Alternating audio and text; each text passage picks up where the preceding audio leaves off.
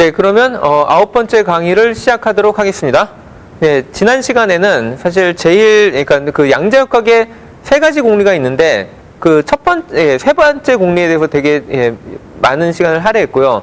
세 번째 공리가 결국엔 뭐에 관한 거였냐면 특정에 관한 거였습니다. 그리고 처음 그러니까 두 가지의 공리는 뭐 사실 그것도 완전 일반적이진 않지만 어떻게 보면 저희가 일반적인 전자기하학이라든지 아니면 어떤 파동의 그런 형태들을 예전에 다른 데서 봤던 경험에 비춰서 그래도 그나마 좀 뭐 연결할 수 있는 그런 개념들이 좀 생기는데 사실은 이 세 번째 공리는 전혀 직관하고는 상관없었던 문제였고 그게 사실은 1900년대 초반에 뭐 양자역학이 그러니까 그 이론적으로 체계화되는 시점에 많은 사람들이 어떻게 보면 좌절을 했고 그 다음에 어떻게든 뭔가 찾으려고 했는데 쉽지 않았던 그 역사적인 기록이 남아 있는 거죠.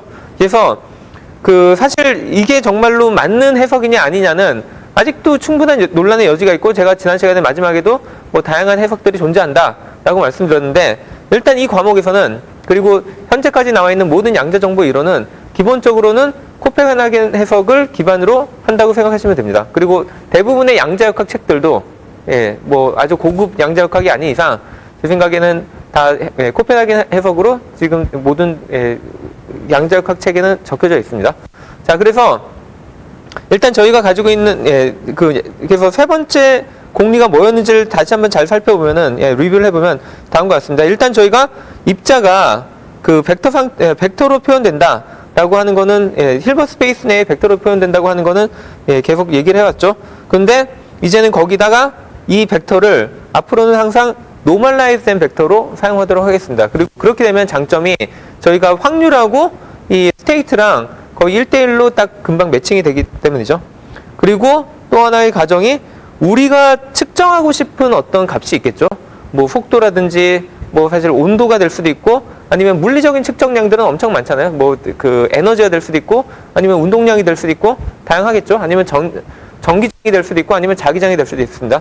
그런 모든 우리가 측정할 수 있는 값들에 대해서는 다 그거에 해당되는 허미션 오퍼레이터가 존재한다는 게 측정에 관련된 일단 첫 번째 가정이고요. 그 다음에 얘네들이 허미션 오퍼레이터이기 때문에 다행히도 모든 아이겐 밸류들이 리얼 값이 되죠. 근데 그게 어떻게 측정하고 연결되냐면 우리가 임의의 상태, 풋사이가 주어졌을 때 우리가 이 허미션 오퍼레이터에 해당되는 측정을 하는 순간 우리가 실제로 측정할 수 있는 값들은 이 주어진 허미션 오퍼레이터의 아이겐 밸류들 중에 하나만 측정이 가능하다는 겁니다. 그래서 보통 아이겐 밸류들이 디스크리트하게 많이 나오죠. 적어도 저희가 지금까지 다뤘던 많은 예제에서는 디스크리트한 값들이 나오기 때문에 거기서 사실 퀀텀이라는 표현이 나오게 된 거였죠. 사람들이 이것저것 측정을 하려고 했는데 측정을 해보니까 다 값들이 디스크리트하게 나오니까 얘를 그냥 퀀텀이라고 그러니까 퀀타이즈 됐다는 표현에서 퀀텀이라는 말이 붙기 시작했던 거죠. 물론 근데 나중에 뭐 좀 더 다른 양자역학 뭐 그런 데 보면은 뭐 위치에 대한 측정이라든지 운동량에 대한 측정 같은 게 얘네들은 연속적인 값을 가지기 때문에 완전히 뭐 불연속적이라는 표현만은 맞지 않을 수도 있는데 일단 여러분들이 지금까지 봤던 많은 예제들 걔네들이 사실 불연속적이었던 거고요.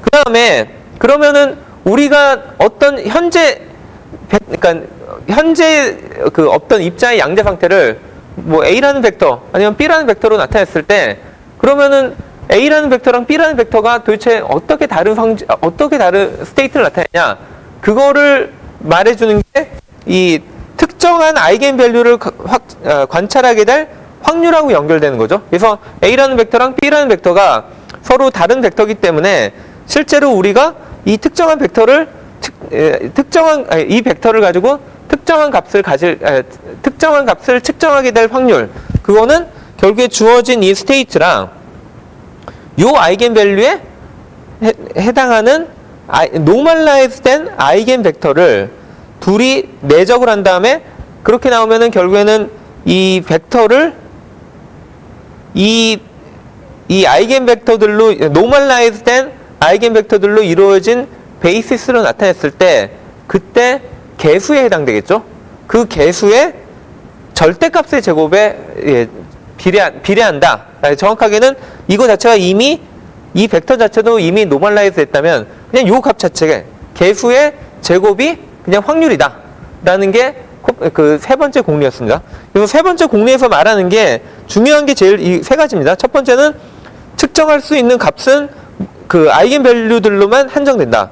두 번째로 그 특정한 값이 측정될 확률은 다음과 같이 아이겐 벡터로 프로젝션 시켰을 때 그때 나온 값의 그 절대값의 제곱에 해당한다. 그리고 제일 당황스러운 거 어떻게 보면은 그게 바로 측정 후에 양자 상태는 어떻게 되냐.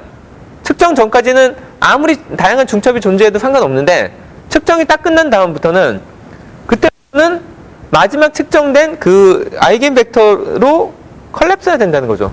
근데 이거는 어떻게 보면은 그게 어떻게 보면 우리 상식적으로는 또 말이 될 수도 있는 게 뭐 중간에 오히려 중첩되는 게 사실은 우리는 일반적이지 않잖아요. 근데 우리가 뭔가를 측정했어요. 그럼 다음에 측정하면 같은 값을 그러니까 속도를 지금 측정하고 잠깐 있다 그 사이에 아무런 일도 벌어지지 않은 상태에서 다시 또 측정하고 다시 또 속도를 측정하면 속도가 계속 같은 값이 나와야지 얘한테 제가 아무런 영향도 안 끼쳤는데 얘가 갑자기 막 속도가 바뀌고 있으면 더 이상하잖아요. 그렇기 때문에 이거는 어떻게 보면 직관하고 제일 반대될 수도 있지만 어떻게 보면 제일 직관적인 결과라고도 볼 수 있습니다. 그러니까 오히려 중첩이 돼 있다는 사실 자체가 아직은 오히려 직관하고는 좀 반대가 될 수 있죠. 그래서 뭐 여러 가지 받아들일 수 있는 그 한계는 있는데 예, 뭐 이게 자체가 그냥 양자역학이기 때문에 제가 여기에 대해서는 뭐라고 할 도리가 없습니다. 예, 그리고 이런 그 수학적인 어떤 예, 프레임을 잡아놨을 때 그 다음에 이렇게 되는 거는 우리가 일반적으로 요게 만약에 속도에 대한 속도 측정에 관련된 그 허미션 오퍼레이터였다. 그러면 평균 속도가 어떻게 될 것이냐. 현재 주어진 그 양자 상태에. 그러면 걔는 그냥 이렇게 계산하면은 금방 기대값이 나온다는 게 결론이었고요. 그리고 예, 지난 시간에 말했듯이 코펜하겐 해석만이 유일한 게 아니라고 했습니다. 히든 베어리블 시어리. 뭐 예를 들면은 막상 이렇게 생각할 수도 있는 거죠.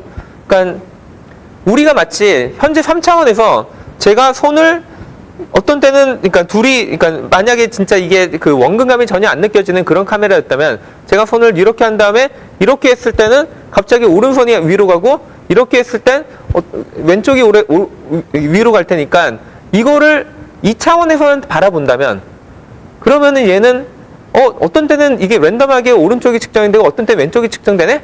그러면 얘는 뭐 원래 확률적으로 아무도 결정을 못하는 거 아니었을까라고 생각할 수 있지만 뭐 다들 아시듯이 실제로는 이게 3차원에 존재하는 거기 때문에 3차원으로 본다면 이것들이 다 디터미니스틱한데 이거를 2차원으로 프로젝션 시키니까 이게 마치 그 랜덤하게 나타나는 것처럼 보이지 않냐라는 게 어떻게 보면 일종의 히든 베어리블 해석 중에 하나인 거죠. 그러니까 우리 인간이 사는 이런 세계는 원래 모든 일이 일어나는 훨씬 더 많은 차원의 세계 중에 저차원에 해당되기 때문에 우리가 단지 이거를 프리딕션 할 수 없는 것 뿐이지 사실은 고차원으로, 그러니까 전체 차원에서 보면 얘는 이미 다 결정되어 있다. 라고 해석을 하고 싶은 게 많은 사람들의 그 의지였습니다. 예. 근데 뭐, 여전히 그거를, 그러면 그러니까 이게 맞고, 현재 우리가 사용하고 있는 이게 틀리다는 뭔가를 증명할 수 있는 그런 실험들이 있어야 되는데, 아직까지는 오히려 그러니까 많은 사람들이 만들어냈던 다양한 이론들이 사실은 틀렸다는 게 실험적으로 많이 증명됐습니다. 그래서 사람들은 계속 새로운 히든 베어리블 시어리를 가지고 나오고, 근데 아직까지도 여전히 그거보다는 얘가 항상 더 맞는 결과를 예측해 왔습니다. 그리고 뭐 이 멀티버스 시어리는 어떻게 보면 약간 좀 공상과학 같은 얘기죠. 뭐 이런 거 관련된 영화도 많이 나왔었죠. 그래서 이거는 제가 더 이상 얘기하지 않겠습니다. 자, 그러면은 아마 여러분들이 양자역학 아니면은 그런 걸 들었을 때 제일 뭐 양자역학을 한 번도 배우지 않은 사람도 제일 많이 들었던 아니면 적어도 한 번은 들었던 얘기가 불확정성의 원리죠. 그리고 불확정성의 원리 얘기할 때 뭐 어떤 입자가 있으면 입자의 그 위치의 측정의 정확도를 높이면 높일수록 그런 뭐 그 운동량의 불확실성이 늘어난다. 뭐 그런 얘기 엄청 많이 들었을 텐데 감이 안 오죠. 그러니까 그래서 저도 그런 식으로 설명하지 않고 아예 완전 다른 방식으로 설명을 한번 해보도록 하겠습니다. 그러니까 이건 뭐 제가 주로 사용하는 그 설명 방식인데 어떻게 보면 훨씬 더 직관적이라고 저는 보이기 때문에 이런 방식을 좀 선호하고 있고요. 예, 지지난 시간에 평광 했기 때문에 평광을 가지고 얘기를 하면 사실은 좀 더 직관적인 그런 그림들이 보입니다. 왜냐면 이게 2차원 형태로 보통 표현을 할 수 있고, 예, 거기서 그냥 딱 해석이 가능하니까 그렇죠. 그래서 예를 들면은 저희가 이미 주어진 어떤 상태가 있을 때, 흡사이라는 상태가 주어졌을 때, 이 상태를, 얘를 영의로 하지 말고, 지금 제가 나타내고 싶은 게, 평광 상태에 대해서 나타내고 싶은 거죠.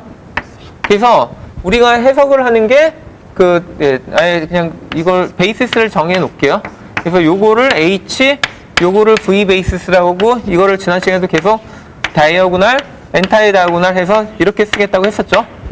자, 그러면, 이런 스테이트를 측정을 하는데, 측정할 수 있는 방식은 뭐 여러 가지가 생기겠죠. 그리고 제가 앞에서 사용했던 세 번째 공리만 사용하면 다음 같은 얘기를 할 수 있습니다. 만약에 측정 장치 1, 그래서 제가 폴라라이제이션 메저먼트 디바이스 1이라는 애를 그냥 하나 정의를 하겠습니다. 얘는 어떤 애냐면 측정을 해, 그러니까 평광이 주어졌는데, 그러니까 빛이 들어서 평광을 측정했는데 얘가 호리젠탈이 나오면은 그러면 결과로 2라는 값을 주고 그 다음에 버티컬이 측정되면은 마이너스 1을 주는 그런 어떤 측정 장치가 있다라고 가정을 하겠습니다. 그러면 제가 앞에서 계속 얘기했듯이 어떤 측정에 관련된 게 나오면은 그 측정에 항상 해당하는 허미션 오퍼레이터가 주어져야 된다고 했죠. 그러면은 방금 전에 얘기한 식으로 호리젠탈일 때 1, 그 다음에 2, 그 다음에 버티컬일 때 마이너스 1이 나오는 그런 허미션 오퍼레이터를 찾으면 되죠. 자, 걔를 어떻게 찾냐? 뭐 방금 전에 얘기했던 그대로 하면 됩니다.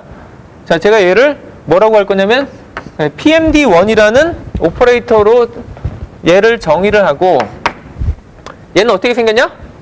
아까 얘기한 게 호리젠탈 측정되면은 밸류가 2가 나오고, 그 다음에 버티컬 측정하면은 밸류가 마이너스 1 나온다고 했죠. 자, 이렇게 쓰면은 이게 방금 전에 해당하는 그런 오퍼레이터가 되는 겁니다.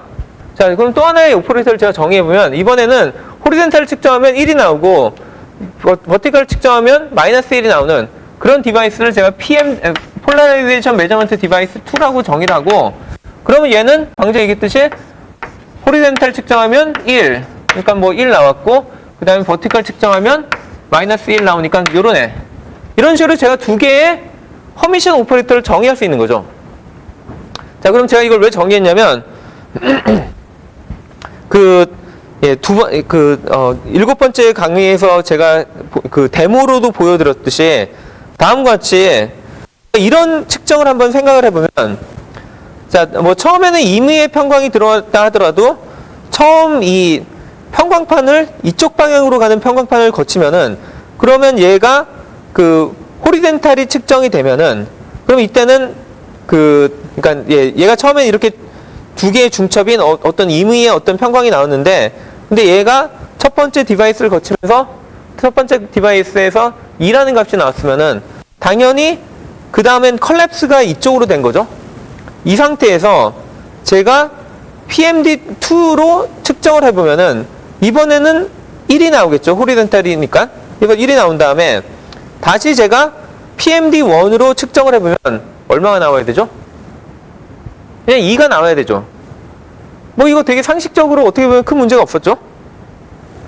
자, 근데 이제 제가 세 번째 디바이스를 하나 정의하도록 하겠습니다. 이번에 얘는 뭐냐면, 앞에 두 개의 디바이스는 HV 베이시스로 측정하는 애였는데, 이제는 DA 베이시스로 측정하는 그런 측정 오퍼레이터를 정의를 하고, 얘가 D가 나오면은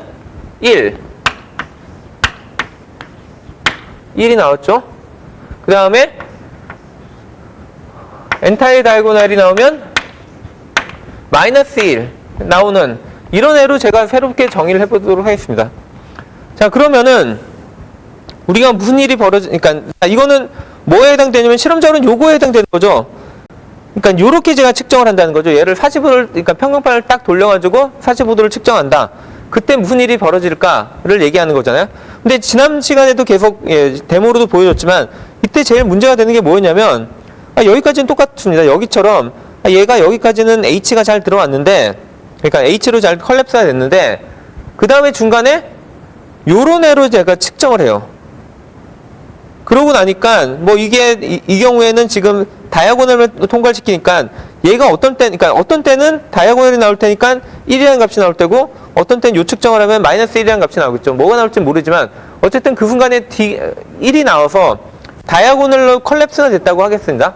그럼 이 상태에서 제가 다시 얘를 예를 들면은 PMD1을 가지고 측정을 하면은 원래는 이전 같은 경우에는 이런 과정을 거쳤을 때 PMD1으로 처음에 측정을 하고 마지막에 측정하는데 그 사이에 PMD2가 들어온다고 해서 이때 나왔던 측정 결과가 여기 온다고 바뀌지 않죠. 하지만 이 경우에는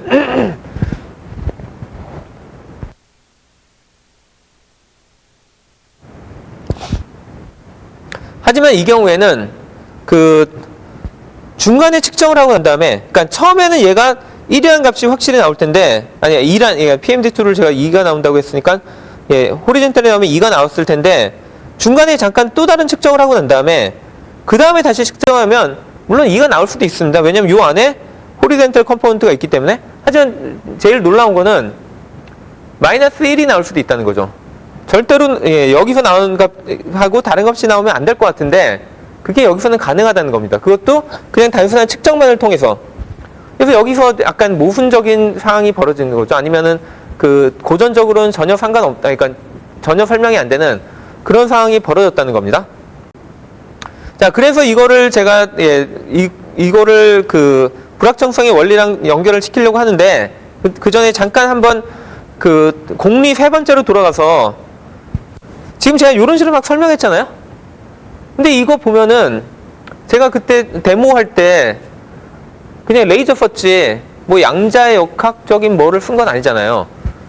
그럼 이거 이때 일어난 현상이 꼭 정말 공리 3을 따르는 현상이냐, 그냥 우리가 아는 빛의 성질 아니면은 웨이브의 성질 그 정도 아니냐라고 할 수 있어가지고 한번 자세히 다시 한번 생각을 한번 해보도록 하겠습니다.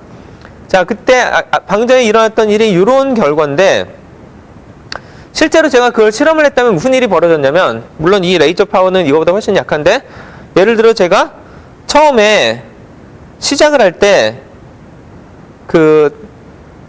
그러니까 수평 평광으로 시작을 하고 그 다음에 한 100mW 정도의 레이저로 시작을 했다고 할게요. 얘는 보통 1mW입니다. 100mW는 아닌데 그냥 계산을 편하게 위해서 100이라고 했고, 100 정도가 여기 들어왔어요. 그럼 여기 100 정도가 쭉 통과하겠죠? 근데 저희는 뭐를 하냐면, 얘는 두 가지 평광의 중첩이니까, 제가 이렇게 45도 딱 측정을 하는 순간, 잠시만요. 목이 타서.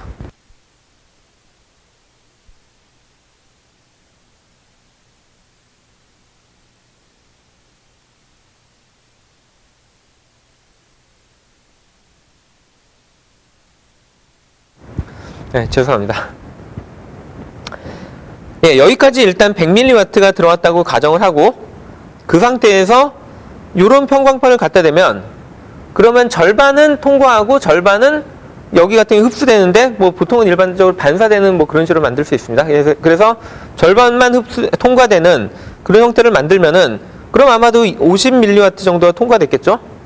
그 다음에, 이제 요 50mW 통과된 다음에, 그 다음에 또 다시 얘랑 45도로 차이가 나는 그런 평광판으로 측정하면, 그때는 또 다시 얘가 반반씩 파워가 나눠가지고 그냥 25mW 정도 통과되겠죠.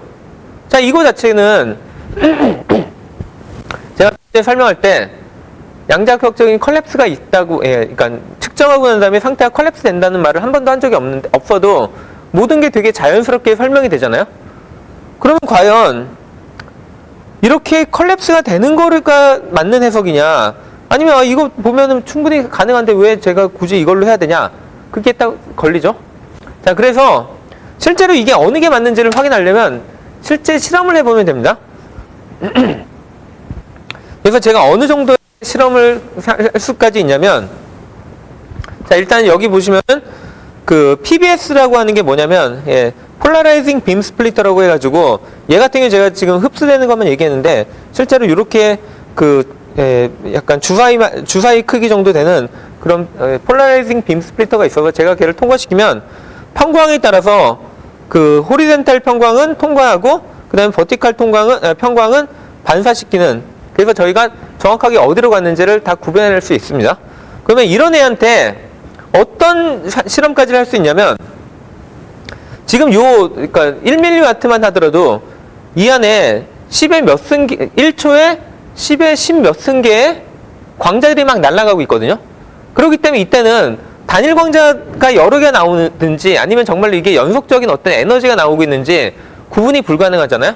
근데 뭘 할 수 있냐면, 제가 여기서 나오는 빛을 어테뉴에이터, 그러니까 파워를 계속 줄이는 그런 거를 넣을 수 있습니다. 뭐 어테뉴에이터의 가장 간단한 예가 지난번에 보여드렸던 그런 편광판을 그냥 앞에다 갖다 대면은 어테뉴에이션이 됩니다. 그래서 어테뉴에이션을 시키면, 어테뉴에이션을 엄청 많이 시켜가지고 어느 수준까지 하냐면, 지금은 1초에 10에 뭐 10 몇 승 개씩 나오지만 얘를 1초에 하나씩만 나오게, 단일 광자가 그렇게도 만들 수 있겠죠. 왜냐면 어테뉴에이션만 계속 시키면 되거든요. 어테뉴에이션 시키도 정말 쉽습니다. 뭐 제일 간단한 필터 같은 것만 해도 그냥 되면은 한 보통 100분의 1로 줍니다, 파워가. 근데 파워가 계속 줄면은 어느 순간까지는 거의 계속 그냥 무조건 선형적으로 줄어버리기 때문에 파워는 계속 줄입니다. 그러면 어느 정도까지 줄여야지 그 1초에 한 개 정도 포톤이 남는지는 그건 뒤에서 다시 한번 계산을 하도록 하고, 일단은 그 정도까지만 내렸다고 가정을 할게요. 자, 그런 상태에서 얘를 통과시켰다고 생각을 해보겠습니다. 그러면은 무슨 일이 벌어지냐면, 자, 무슨 일이 벌어져야 될까요? 여기 단일 광자가 딱 들어왔어요. 근데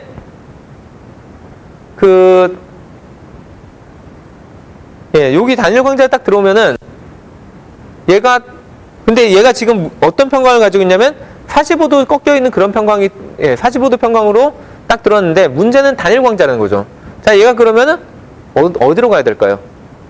뭐 어떻게 보면은 앞에 요 결과들만 생각을 한다면, 우리의 경험을 생각해 본다면 얘네들 쪼개져서 가야겠지 라고 하고 싶겠지만, 광자가 쪼개지지 않는다는 거는 예전에 제가 아인슈타인의 광전자 효과라든지 아니면 흑체 복사라든지 그런 것들을 통해서 걔는 쪼개지지 않는다는, 걔가 가장 최소 단위라는 걸 말했죠. 그러니까 하나까지 내려가서 생각해 보면 더 이상 이 상태에서 얘 같은 해석이 불가능하다는 겁니다. 이때는 어차피 하나가 쪼개지지 않기 때문에 얘는 둘 중에 하나를 결정해야 됩니다. 무조건 가든지 반사되든지. 자, 그러면 이런 해석은 얘랑 전혀 문제가 없는 게, 그러면 우리가 왜 이런 빛을 쐈는데 여기다 중간에다가 저런 PBS를 놓으면은 그 에너지가 반씩 쪼개지는 것처럼 보이냐? 그거는 사실은 자세히 들여다보면 모든 광자들마다 매번마다 선택을 해야 됩니다. 첫 번째 광자도 갈지 반사될지, 두 번째 광자도 갈지 반사될지, 세 번째도 계속 그러고, 그 10 몇 승 개의 광자들이 다 똑같은 그런 2분의 1의 확률로 결정을 하거든요. 그럼 우리가 그걸 측정하면 어떻게 되죠? 그냥 반반 에너지가 나눠진 걸로 보이는 거죠. 그러니까 그러니까 양자역학적인 해석으로는 광자가 하나든 광자가 10의 몇 승 개든, 10의 10 몇 승 개든 상관없이 모두 설명이 가능하지만, 이거를 고전적으로 해석을 하면은 에너지가 클 때는 전혀 문제가 없는데, 제가 지금 얘기한 단일 광자 수준까지 떨어지면은 그때 무슨 일이 벌어질지에 대해서 일단 예측이 불가능하고, 그리고 그 예측대로 일어나지 않습니다. 그래서 실제로 이게 단일 광자를 측정하는 게 사실은 뭐 기술적으로는, 그러니까 쉬운 문제는, 쉬운 건 아닌데, 이미 이런 단일 광자를 측정할 수 있는 그런 디바이스들은 많이 상용으로 엄청나게 많이 나와 있거든요. 그렇기 때문에 그런 단일 광자 검출기를 저렇게 양쪽에 딱 갖다 놓은 상태에서 단일 광자 딱 보내면은 동시에 클릭이 되는 경우는 없습니다. 항상 한쪽이 클릭되든 다른 쪽이 클릭되든, 그게 우리가 실제로 실험실에서 항상 경험하는 결과입니다. 그렇기 때문에 실제로 이거는 실험실에서 얼마든지 할 수 있는 그런 그러니까 금방 확인할 수 있거든요. 그래서 사실 이런 걸 통해서 사람들이 정말 광자는 그러니까 양자역학이 맞구나. 그러니까 빛은 알갱이구나 라는 결론을 다들 내렸다는 거죠. 그럼 실제로 실제로 그러면 이 정도로 단일 광자로 만들려면 얼마나 해야 되냐를 한번 생각해 보면은 이건 파워 레벨을 생각해 보면 되는데요.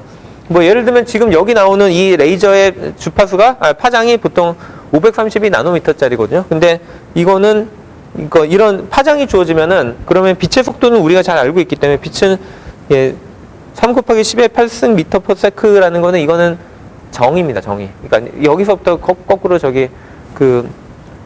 다른 단위들이 정의가 되는데, 그래서 이 값은 그냥 고정되어 있는 값이고, 그 다음에 제가 여기다 파장을 얼마를 얘기했기 때문에, 뭐, 속도 나누기 파장을 해주면은, 그러면은 우리가 현재 여기서 나오는 그러니까 전자기파죠? 전자기파의 주파수가 얼마인지를 금방 계산할 수 있고요.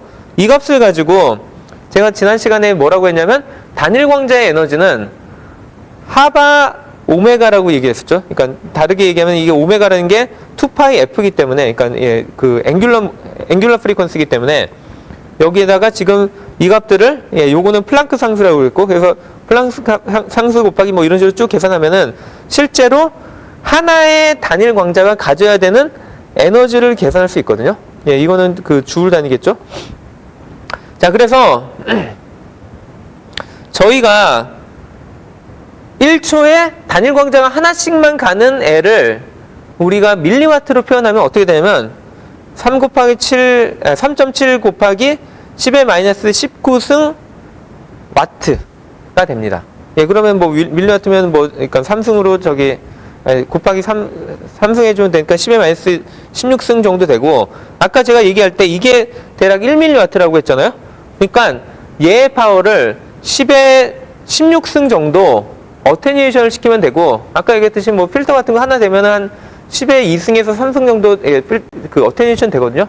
그거는 저희가 일반적인 레이저 그냥 쏘면은 얘가 얼만큼 어테뉴에이션 되는지는 정확하게 저희가 측정할 수 있고, 그런 식으로 그 그러니까 충분한 파워를 가지고 정확하게 캘리브레이션 된 애를 몇 개를 놓느냐 딱 결정하면은 1초에 광자 몇 개 들어올지까지 완벽하게 다 컨트롤이 됩니다. 사실은 그게 그 현재 뭐 양자 뭐 시스템 같은 데서 직접 사용하는 방식입니다. 그리고 방금 전에 제가 얘기했던 요 단일 광자를 가지고 어디로 갈지를 불확실성을 가지고 실제로 이걸로 만들 수 있는 제일 쉬운 어플리케이션 중에 하나가 랜덤 넘버 제너레이터입니다. 며칠 전에 신문에서 나왔는데 그 뭐 상용화돼 있고 뭐 어쩌고저쩌고 나왔을 텐데, 그 안에서는 실제로 이렇게까지는 하지 않는데 사실 뭐 요거랑 이퀴벌런트한 그런 효과들을 얼마든지 다양하게 찾을 수 있거든요. 그래서 근데 보통 랜덤 넘버 제너레이터라고 하면은 아주 기본적인 설명은 요걸로 시작을 합니다. 그러니까 단일 광자를 쏘는데 그 일부러 평광을 45도를 딱 하고 대신에 측정을 HV가 가능한 HV로만 측정을 하면 단일 광자 입장에서 항상 선택을 해야 되거든요. 통과할지 반사할지. 그러면 그때마다 랜덤 넘버가 나오는데 이거 자체가 그러니까 비트로 나오는 거죠. 0 또는 1이 계속 나오겠죠. 근데 항상 그 다음에 어느 값이 나올지 모르기 때문에 얘는 저희는 그러니까 적어도 양자역학이 보장하는 한도에서는, 아니면 양자역학이 맞다는 가정하에서, 뭐 틀릴 수 있죠, 언젠가는. 그 가정하에서는 여기서 나오는 그 비트들은 아무도 다음에 무슨 비트가 나올지를 예측하지 못한다는 겁니다. 그래서 그거를 보통 트루 랜덤 넘버라고 부르고, 트루 랜덤 넘버 제너레이터로 부르고요. 그거에 비해서 여러분들이 아마 뭐 컴퓨터에서 보면은 그 랜덤 넘버 부르는 그런 펑션들 되게 많은데, 걔네들은 아직까지는 다들 뭐에 의존하냐면 수학적인 계산에 의해서 합니다. 그래서 그 포뮬라들이 되게 많이 있기 때문에 그런 포뮬라를 쓰면은 앞에 수랑 전혀 상관없어 보이는 그런 새로운 랜덤 넘버를 만들어낼 수 있는데, 사실은 이게 알고리즘적이기 때문에 제일 처음에 시작하는 시드 넘버가 같으면은 항상 똑같은 패턴의 결과가 나오고, 그러면 걔는 더 이상 랜덤이 아니죠. 그래서 걔네들을 보통은 수도 랜덤 넘버라고 부릅니다. 근데 그래서 아직까지는 대부분의 디지털 디바이스들은, 대부분이 아니라 거의 모든 디지털 디바이스들은 뭐 최근에 약간 아닌 애들을 쓰기도 하니까, 그래서 걔네들은 대부분 다 수도 랜덤 넘버를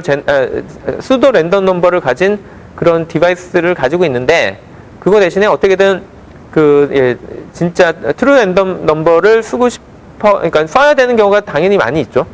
예, 그래서 그럴 경우를 위해서 이런 거를 이런 현상들을 충분히 사용할 수 있다는 겁니다. 예, 약간 좀 빠져나갔는데 다시 원래 얘기로 다시 돌아가면은 그 불확실성 원리를 한번 다시 살펴보도록 하겠습니다. 그래서 제가 아까 얘기했던 게 뭐였냐면 다음과 같은 것들을 정의를 했었죠. 그래서 얘네 둘은 HV 베이시스로 하는 거고 단지 다른 거는 H를 측정해서 했을 때 그 측정되는 값이 2가 나올 거냐 1이 나올 거냐 그 차이만 있는 차이의 두 개의 측정 장치고 얘는 완전히 다른 방향으로 측정하는 걸 얘기하는 거죠. 자, 제가 이걸 왜 얘기를 했냐면 아까도 보면은 제가 PDM1하고 PDM2를 그러니까 얘를 먼저 측정한 다음에 얘를 중간에 측정하고 다시 얘를 측정하면은 측정값의 변화가 없죠.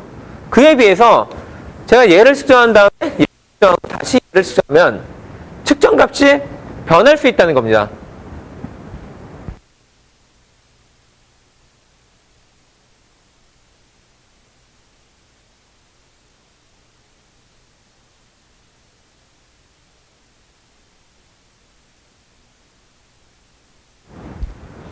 죄송합니다. 계속 목소리가 이상한데. 자, 그러면은 우리가 이런 거를 측정해서 측정 결과를 얻기 전에 과연 얘네들이 중간에 다른 측정을 했을 때 이거의 측정값이 변할 것인지 아니냐 그거를 미리 예측할 수 있으면 좋겠죠. 그럼 그거를 판단할 수 있는 기준이 뭐가 있어야 될 텐데 그게 바로 뭐랑 관련이 있었냐면 두 개의 오퍼레이터가 커뮤트하냐 커뮤트하지 않느냐랑 관련이 있다는 겁니다. 그래서 진짜로 그런 건지 확인을 해보면 자, 제가 여기서 얘를 그냥 좀 길이가 너무 기니까 P1, P2, P3라고 써버릴게요. 자, 이렇게 부르면은 자, 제가 아까 보면은 P1하고 P2 같은 경우에는 둘이 측정하는 순서를 바꾼다고 해서 얘네의 측정 결과가 그 다음에 바뀔 리가 없겠죠. 뭐 너무나 당연하죠. 왜냐면 제가 HV를 측정을 하는데 어떤 때 얘가 2가 나오고 어떤 때 얘가 1로 해석이 됐다고 해서 원래 들어왔던 광자가 이런 측정 때문에 바뀔 이유가 없잖아요. 그런데 그 관계를 어떻게 수학적으로 볼 수 있냐면 저희가 이거를 P1과 P2의 커뮤테이터를 계산해보면 금방 알 수 있다는 겁니다. 지난번에 커뮤테이터의 정의가 뭐였냐면 P1, P2 빼기 P2, P1인 거죠. 자, 그러면은 P1이 제가 이렇게 해놨으니까 H 빼기 V가 될 거고요. 그 다음에 얘는 P1, P2니까 P2는 H 마이너스 V가 되죠. 이게 첫 번째 항이고 그 다음 두 번째가 P2니까 이제 얘는 H 마이너스 V가 되고요. P2 그 다음에 P1이 2H 마이너스 V가 되죠. 자, 그러면 첫 번째 행을 쭉 계산해보면 자, 얘랑 곱해지면은 얘가 H 브라가 있고 여기에 H 캣이 있으니까 서로 만나면은 그럼 1이 되죠. 그렇기 때문에 남는 애는 요 2H 캣이랑 H 브라가 남겠죠. 그 다음에 두 번째로 얘한테 곱해지면 이제는 여기 있는 H 브라가 여기 있는 V 캣이랑 만나면 얼마가 돼야 되죠? 0이 돼야 되죠. 그러니까 더 이상 적을 필요 없죠. 마찬가지로 요거 다 곱했으니까 이제 얘 곱해야 되죠. 얘가 여기 곱해지면 V 브라가 H 캣이랑 만나면 얼마가 되죠? 0. 그렇기 때문에 쓸 필요 없고 마지막으로 얘가 여기에 만나면 V가 만났으니까 1이 돼야 되고 그래서 마이너스 V 캣 V 브라가 나오죠. 자, 이게 첫 번째 행을 계산한 거고 두 번째 행을 계산해 보면 자, 이게 요거랑 요 전체랑 얘랑 곱해져야 되죠. 그러면 마찬가지로 아까 했던 대로 다 따져보면은 얘는 살아남으니까 이 H가 되고 얘랑 얘 만나면 죽고, 없어지고, 0이 되고, 얘랑 얘 만나면은 0이 되고, 마지막으로 얘랑 얘 만나면은 살죠. 제가 아까 부호를 잘못 썼네. 예, 플러스가 되고, 그 다음에, 예, 얘도 플러스가 되니까, 플러스 V가 되죠. 자, 그래서 이게 첫 번째에 해당됐고, 여기에 해당됐으니까, 서로 같은 것이 빼지니까 0이 된다. 뭐, 어떻게 보면, 예, 상식적인 얘기일 수도 있는데 그냥 이런 식으로 수학적으로 확인은 가능하죠. 그렇기 때문에 얘네 둘은 두 개의 오퍼레이터가 커뮤니트 하잖아요. 그 얘기는 자, 저희가 허미션 오퍼레이터 얘기할 때 두 개의 허미션 오퍼레이터가 그러니까 일반적으로 허미션 오퍼레이터는 자기 자신의 아이겐 벡터를 갖는데 언제 두 개의 허미션 오퍼레이터가 아이겐 벡터를 쉐어하느냐? 그게 두 개의 허미션 오퍼레이터가 서로 커뮤니트하면 다시 얘기하면 얘가 0이면은 그때는 걔네들끼리 쉐어를 한다고 했죠. 그리고 그 경우가 바로 지금 여기를 나타내는 거죠. 얘네들은 두 개가 서로 커뮤니트하기 때문에 아이겐 벡터를 쉐어하고 그렇기 때문에 저희가 하나를 먼저 측정한 다음에 그 다음을 측정하고 다시 원래 걸로 돌아가도 전혀 처음 거의 측정값에 영향을 주지 않는다. 그게 결론이었습니다. 예, 여기서도 볼 수 있는 거죠. 자, 그거에 비해서 P3는 좀 다릅니다. P3는 뭐 이미 봤듯이 P3를 한번 측정하면 그 전에 원래 측정된 이런 정보가 전혀 의미가 없게 되죠. 그래서 우리가 P1과 그럼 P3가 어떤지 얘도 커뮤테이터가 어떻게 생겼는지 한번 보고 싶죠. 그래서 계산을 할 텐데 일단 현재 얘는 D라는 베이시스에 대해서 나타났고 얘는 H에 대한 베이시스로 나타났기 때문에 계산이 좀 더 그러니까 좀 더 귀찮아질 수 있어서 얘랑 하려면 그러면은 먼저 얘를 우리가 HV 베이시스로 다시 한번 나타내 보는 게 좀 더 편하겠죠. 그래서 우리가 잘 알고 있는 게 D라는 베이시스는 H 더하기 V 베이시스로 이렇게 표현되죠. 그리고 요 D 브라는 마찬가지로 H 더하기 V로 나타날 수 있겠죠. 그 다음에 엔타이어 다이고널은 얘는 거의 똑같이 생겼는데 요 사이에 부호가 다르죠. 그리고 얘도 마찬가지로 이렇게 되겠죠. 자, 이렇게 되면은 그 다음에 저희가 뭘 할 수 있냐면 얘는 뭐 어차피 분모의 2의 제곱이 그러니까 두 번씩 그러니까 제곱씩 나타날 테니까 전체적으로 2분의 1로 묶을 수 있고 그 다음에 요 앞에 걸 해보면은 HH니까 HH가 나올 거고 그 다음에 플러스 HV가 나오겠죠. 그래서 HV가 나올 거고 그 다음에 VH가 나오고 마지막으로 VV가 나오겠죠. 자, 이게 첫 번째 요항이고 두 번째는 마이너스 2분의 1 하고 거의 똑같이 나오는데 부호가 다르겠죠. 얘는 서로 다른 애들끼리 마이너스가 붙겠죠. 그래서 여기 마이너스 붙고 여기 플러스 붙고 하겠죠. 그러면 여기 전체가 마이너스니까 얘는 결국은 얼마 나와야 되냐면 2분의 1에 그러니까 요거는 얘 때문에 빼기가 돼서 서로 없어지고 오히려 얘는 플러스가 되니까 2배가 남겠죠. 그래서 H V가 살아남고 마찬가지로 요것도 플러스 V 2배의 VH가 이렇게 살아남겠죠. 자, 그래서 뭐 2분의 1로 전체를 나눠주면 얘가 이렇게 된다는 겁니다. 그래서 P3는 다르게 써주면은 이렇게 써줄 수도 있는 거죠.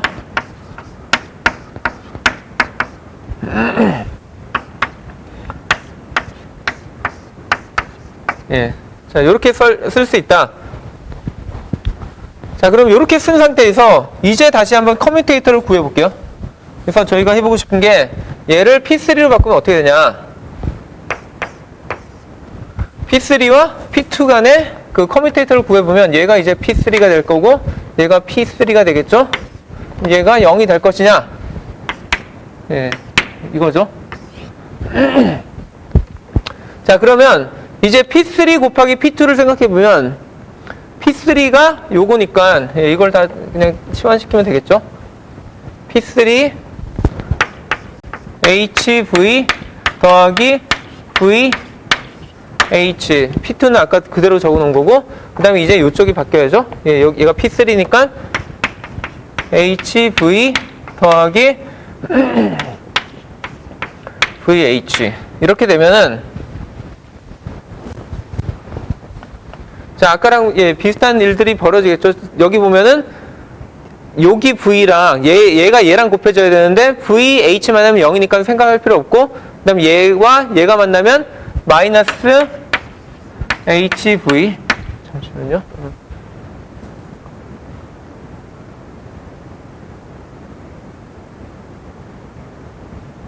예. 예, 그래서 예, 지금 제가 요거까지 계산했죠. 그 다음에 얘를 계산하면은 얘는 HH가 만나니까 둘이 1이 되고, 그래서 남는 애들은 V랑 H가 남을 거고, 그 다음에 마지막으로 HV가 곱해지면 0이 되니까 신경 쓸 필요 없고, 그 다음에 이제 마이너스, 전체 마이너스에 다시 예, 요걸 계산합니다. 그래서 얘를 여기다 곱하면 이제 얘들은 살아남으니까 HV가 나올 거고, 그 다음에 얘가 여기 곱해지면 HV 만나서 죽고, 그 다음에 얘가 얘랑 만나면 죽고, 마지막으로 얘가 얘랑 만나면 VV 되니까 살아남고, 그래서 마이너스 VH가 살아남겠죠.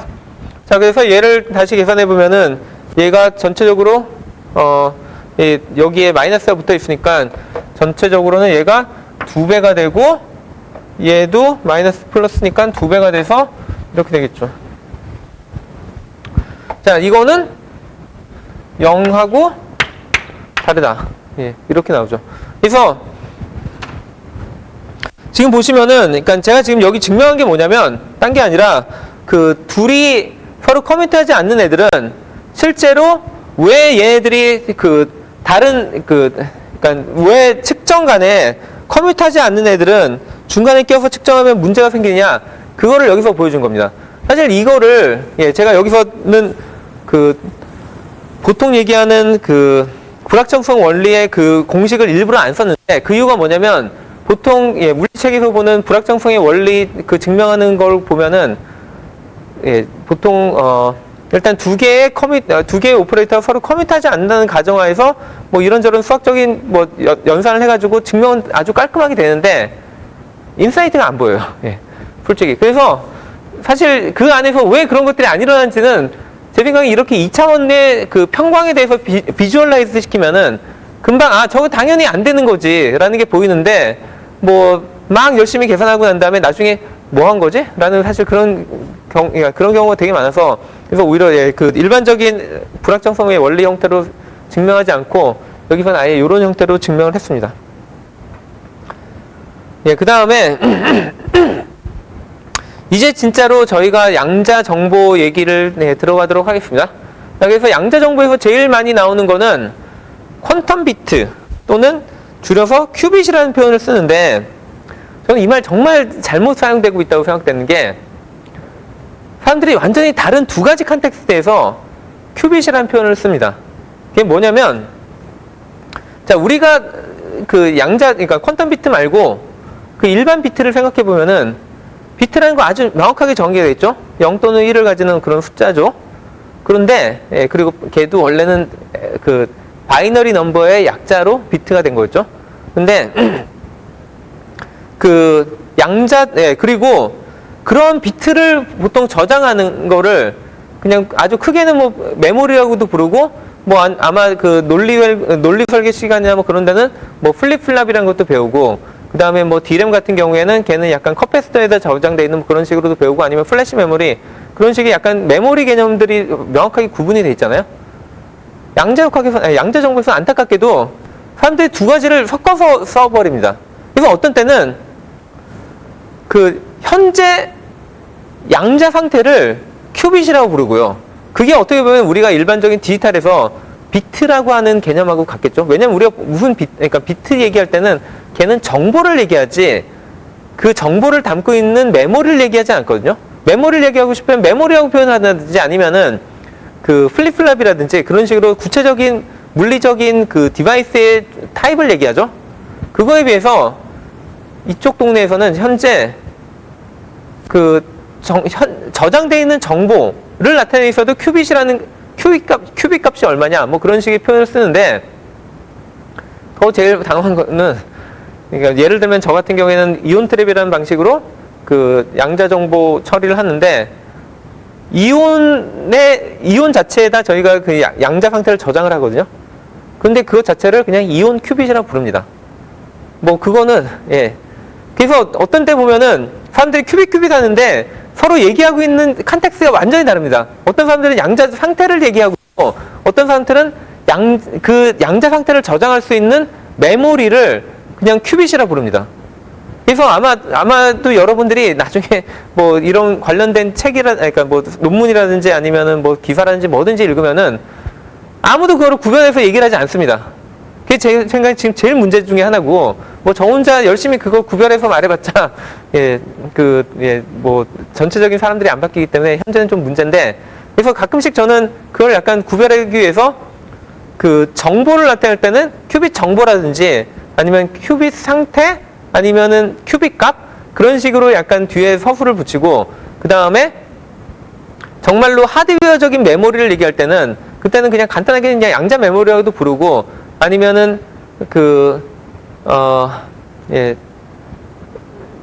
앞에다가 뭐 그러니까 초전도 큐빗 아니면 이온 큐빗 그런 식으로 약간 서술형을 좀 붙여가지고, 그래서 얘가 명확하게 지금 어떤 거를 나타내고 있다를 좀 구별을 하고 있습니다. 근데 여전히 아직까지 그거에 대해서 사람들이 문제의식을 잘 못 느끼는 것 같아서 좀 답답하긴 하고요. 예. 자, 그러면 그 임의의 큐빗 값이, 지금부터 제가 얘기하는 모든 큐빗이라는 거는 결국에는 앞에서 얘기한 정보를 나타내겠죠. 예. 물리적인 큐빗에 대해서는, 그러니까 물리적인 메모리에 대해서는 훨씬, 이 학기 마지막 주에 얘기할 거니까 일단은 당장은 그냥 이 정보 값을 나타낸다고 생각하시면 됩니다. 그래서 임의의 큐빗은 저희가 원하는 게 지난 앞에 몇 강의에서도 얘기했듯이 0과 1의 상태를 그러니까 저장하는데, 근데 디지털하고 제일 큰 차이점은 뭐냐면 디지털 메모리는 한 번에 0이라는 상태 또는 1이라는 상태 두 가지 중에 하나밖에 못 가지는데, 양자 상태는 2개의 중첩이 가능하다. 그게 가장 큰 차이점이었죠.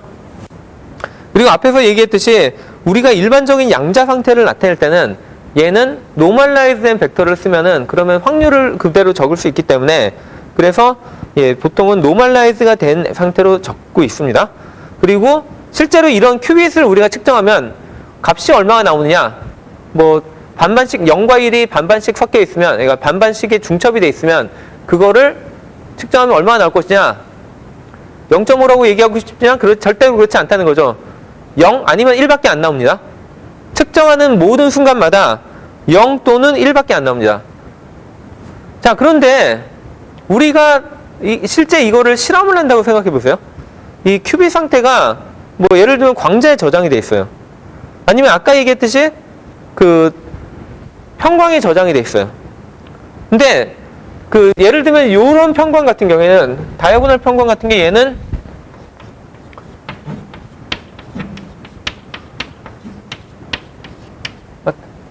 이거잖아요. 그러면 뭐 HV를 사실 썼어야겠죠. 그러니까 이런 두 개, 그러니까 제가 여기서는 그냥 H를 0, V는 1로 지금 그냥 매핑을 시켜 적긴 했는데, 그러니까 예를 들면 이런 다이아고널 평광이 주어졌다. 이럴 경우에 저희가 측정하면은 얘가 다이아고널인지 아닌지 몰라요. 왜냐면은 얘를, 그러니까 뭘로 측정하냐에 따라 다른데, 얘로 측정할 수 있고 아니면 요 베이스로 측정할 수 있죠. 그러면은 한 번의 측정만으로 저희가 주어진 양자 상태를 알 수 있냐? 안타깝게도 모른다는 겁니다. 우리가 이게 일반적인 디지털 비트라면 한 번 측정할 때마다 정확한 값을 알죠. 현재 0이 들어있는지 1이 들어있는지 알 수 있는데, 양자 상태는 제일 곤란한 게 뭐냐면 정말로 얘가 중첩이 아니라 0이 들어있어요. 자, 그런데 제가 측정을 했더니 그럼 얼마가 나올까요? 당연히 0이 나와야죠. 근데 0이 나왔는데 그럼에도 불구하고 저는 얘가 그럼 얘는 0 상태야. 물론 측정이 끝난 다음에 그 다음에 들어있는 양자 상태는 분명히 0으로 컬랩스가 됐을 거기 때문에 0인 걸 압니다. 하지만 원래 주어진 상태가 무엇이었냐, 그거를 제가 알아내는 게 저의 미션이라고 한다면, 측정을 해도 0이 나와도 저는 0이라고 확신을 못 합니다. 왜냐면 이게 0이 나왔는데 진짜로 0밖에 없었기 때문에 0이 나온 건지 0과 1의 중첩이고 1이 훨씬 더 많았지만 우연히 요번 측정에서 0이 나왔는지 알 방법이 없는 거죠. 그럼 어떻게 해야 될까요? 무수히 반복을 해야 됩니다. 저거를 뭐 100개? 예, 사실 100개도 별로 그렇게 뭐 큰 숫자도 아니고 뭐 10,000개, 100,000개, 뭐 10에 몇천 개를 똑같은 양자 방태를 만들어 놓고 그 각각의 양자 방태마다 측정, 또 만들고 측정. 그럼 똑같은 양자 방태는 어떻게 만드냐? 처음부터, 그러니까 제일 처음에 저희가 양자 방태를 어떻게 초기 상태를 정확하게 명확하게 알 수 있는 상태로 만들어 놓고 만드는 방법 중에 하나가 측정이겠죠? 측정했을 때 얘가 0이 나왔어. 그러면 그거를 이제 여기다가 어떤 액션을 막 가해가지고 얘가 뭐 0과 1의 중첩이 되기도 될 수 있겠죠? 근데 처음 초기 상태부터 그 다음에 가해주는 액션이 다 같다면 그러면 보통은 여기 최종 나오는 양자 상태가 중간에 측정을 하지 않았다면 항상 동일한 양자 상태가 나와야 될 겁니다. 초기와 뭔가 오퍼레이션하고 측정이 중간에 전혀 개입이 안 됐다면 그건 뭔가 중첩 상태, 또 중첩 상태, 초기와 중첩 상태, 초기와 중첩 상태를 막 만든 다음에 그렇게 만든 때마다 측정, 초기와 중첩 상태, 측정, 초기와 중첩 상태, 측정 막 하다 보면은 그럼 이 최종적인 통계가 나오겠죠. 0이 몇 번 나왔고 1이 몇 번 나왔는지 그거를 보고 우리가 사실 그럼에도 불구하고 완벽한 정보를 모릅니다. 왜 제가 그 얘기를 하냐면 우리가 지금 0 또는 1이 나올 거에 결과는, 그러니까 그걸 결정을 누가 하냐면 알파랑 베타 그 값 자체가 결정하는 게 아니라 알파의 절대값의 제곱, 베타의 절대값의 제곱이 결정하기 때문에 저희가 지금 알아낸 거는 알파와 베타의 절대값의 제곱이 얼마인지를 알아낸 거지 진짜로 알파를 모르는 겁니다. 왜 제가 계속 얘기를 하냐면 지난 시간도 봤듯이 알파와 베타는 컴플렉스 넘버고 컴플렉스 넘버에서 중요한 게 페이스입니다. 그러니까 얘가 알파, 그러니까 요 베타가, 그러니까 요게 이게 플러스든 마이너스든 측정을 하면 통계는 똑같습니다. 0 절반 나오고 1 절반 나오고 이게 플러스 1이냐 뭐 마이너스 1이냐 아니면 더 임의로 어떤 파이가 있다 하더라도 측정하면 똑같이 나옵니다. 그럼 어떻게 구별할까요? 이거 자체가 의미가 없는 정보일까요? 그러지 않다는 걸 제가 뒤에서 하다마드 게이트를 설명하면서 좀 더 자세히 설명하도록 하고 일단은 이거 방전에 얘기한 방식으로는 저희가 얘네들 알파와 베타의 절대값의 크기의 그러니까 상대적인 크기는 알 수 있는데 그렇게만 측정해 가지고는 완벽한 양자 상태를 그러니까 완벽한 양자 상태 또는 큐빅 값을 정확하게 결정하지 못한다는 그런 한계가 존재한다는 거고요. 네, 그래서 사람들이 되게 잘 착각하는 것 중에 하나가 양자 상태 하나 만들면은 그 양자 상태 하나 가지고 주구장창 뭐 그러니까 계속 쓸 수 있을 거라고 생각하는데 그런 게 아니라 사실 양자 상태 한 번 만들고 측정하면 땡입니다. 그럼 다 다시 처음부터 다시 해야 돼요. 또다시 만들고 또다시 만들고. 자, 그 다음에 측정에 관련돼서는 좀 이따 다시 언급하도록 하고 그 다음에 저희가 생각해야 되는 게 블락스피어라는 블락스피어인데 블락스피어는 뭐냐면 자, 우리가 여기다 물론 손으로 이렇게 숫자 잔뜩 써놓으면은 뭐 딱 보면 이 숫자 보면 이게 무슨 값을 나타내는지 대충은 보이죠.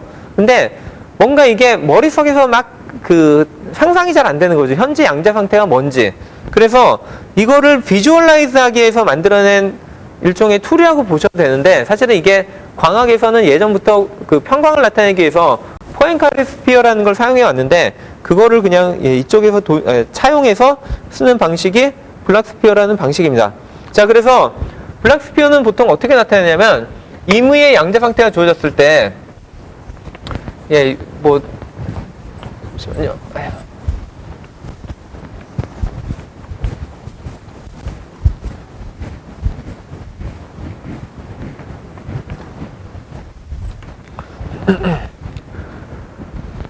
자, 임의의 양자 상태가 뭐 여기처럼 뭐 알파 0 더하기 베타 1 이런 식으로 주어지면은 아까도 얘기했듯이 여기 뭐 값들이 주어지긴 하겠지만 얘가 정확하게 뭘 나타내는지 잘 감이 안 오잖아요. 근데 우리가 아는 것 중에 하나가 뭐냐면 알파 제곱의 제곱과 베타 제곱의 제곱의 합은 1이어야 된다. 자, 그러면은 아주 좋은 선택 중에 하나, 그러니까 항상 요거를 자동으로 만족시켜줄 방법이 없을까를 생각해 봐야 되죠. 그거를 만족해주기 위한 아주 좋은 방법이 뭐 요 광고를 요런 걸 보면은 왠지 코사인 제곱이래, 그 다음에 사인 제곱의 합은 1이 되는 이거를 좀 쓰고 싶겠죠. 근데 여기서는 약간 좀 매핑을 조금은 다르게 하는 게 요거를 세타 오버 2 뭐 t라고 생각했으면 상관없었죠. 이렇게 생각하면 되고요.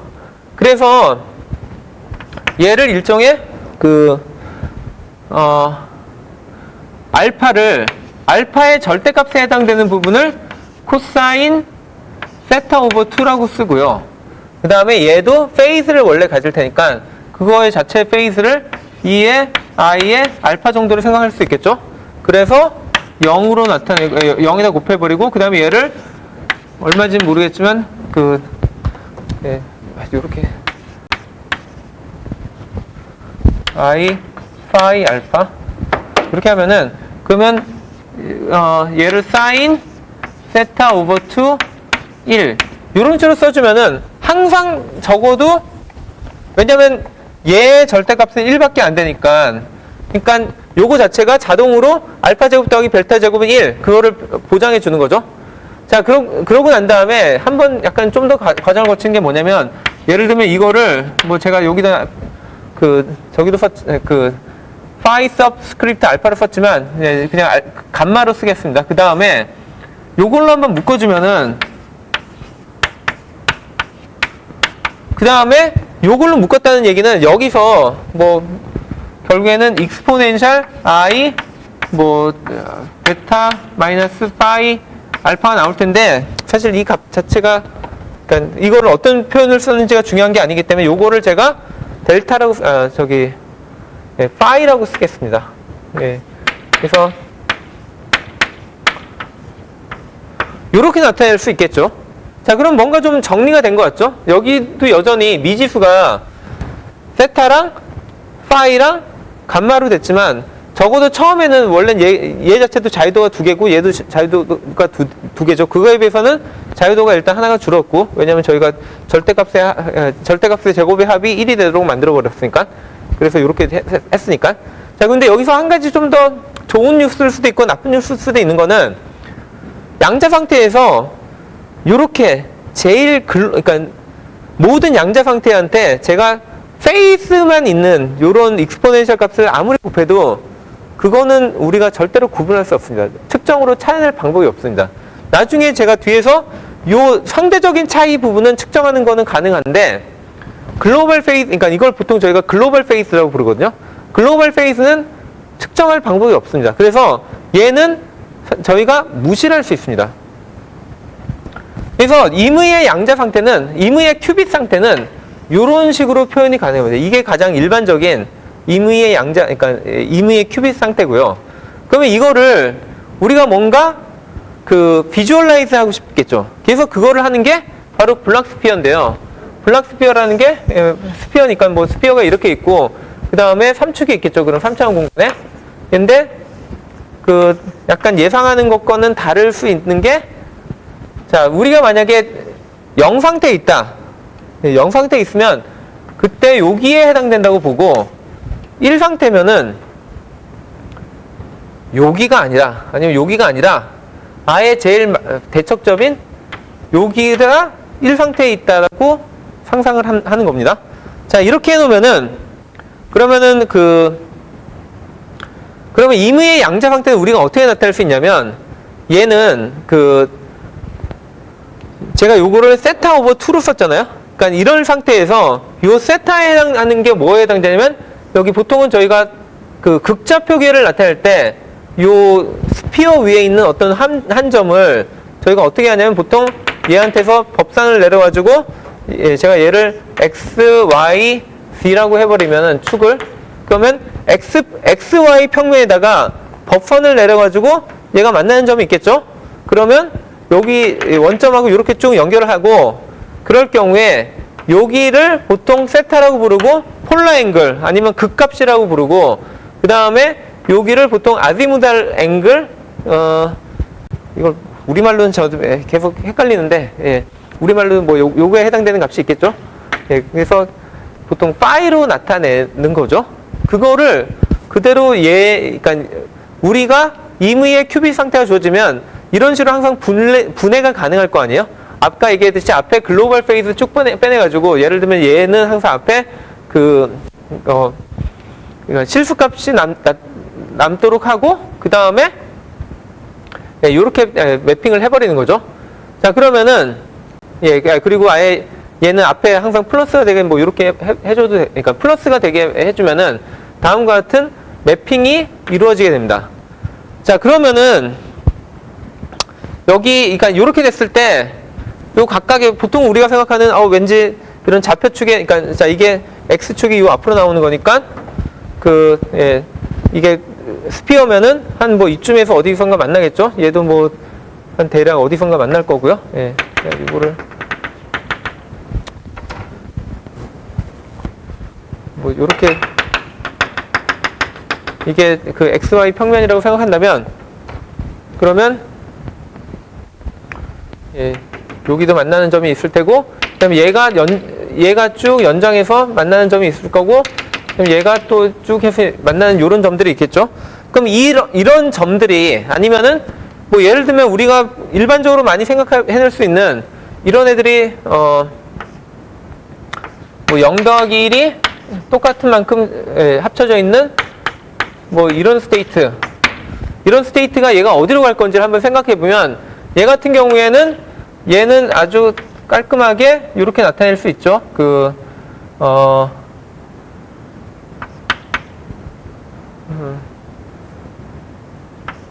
파이 오버 4로 나타낼 수 있고 그 다음에 0 더하기 얘도 사인 파이 오버 4로 나타낼 수 있겠죠.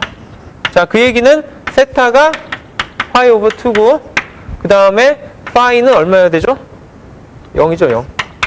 자, 그 얘기는 얘가 폴라 앵글이 90도니까 얘는 XY 평면 속에 있어야 되고 그 다음에 파이가 0이니까 여기가 사실 0 플러스 1이 된다는 겁니다.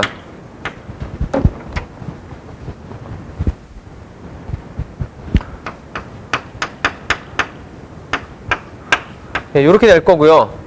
그러면은 여기는 뭘까를 생각해 보면 저기는 파이가 180도죠. 자, 근데 만약에 파이가 그러니까 여기서 파이가 180도면 그러면 얘가 I 파이니까 이건 마이너스가 되죠. 그래서 예를 들면 요게 마이너스가 된 애가 여기 들어오게 됩니다. 그러면 여기는 뭘까요? 여기 같은 경우에는 파이가 90도죠. 그리고 이 비율은 바뀌지 않았죠? 그렇기 때문에 여전히